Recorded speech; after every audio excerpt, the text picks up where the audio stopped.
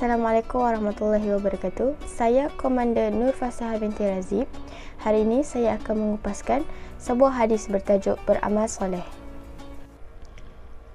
An Anas qala Rasulullah sallallahu alaihi wasallam idza arada Allah bi 'abdin khairan ista'malah qalu wa kaifa yasta'miluhu qala yuwaffiquhu li'amalin salihin qabla mautih. Hadis yang dikongsikan ini berkaitan dengan konsep beramal soleh.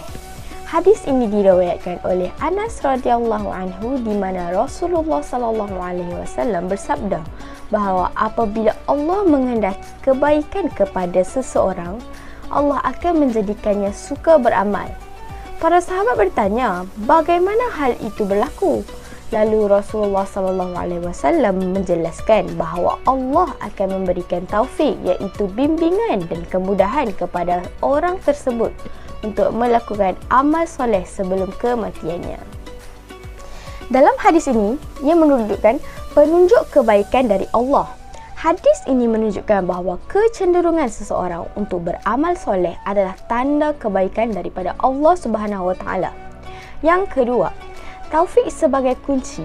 Allah memberi taufik kepada seseorang untuk melakukan amal kebaikan sebelum ajalnya, menunjukkan betapa pentingnya hidayah dalam kehidupan seseorang Muslim.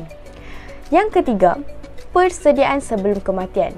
Hadis ini mengingatkan kita bahawa peluang untuk beramal soleh tidak kekal selamanya dan seseorang harus berusaha melakukan kebaikan sebelum tiba ajalnya. Secara keseluruhan, hadis ini memberi motivasi kepada umat Islam untuk sentiasa berusaha dalam melakukan amal soleh kerana ia merupakan tanda kasih sayang dan rahmat Allah terhadap hamba-Nya.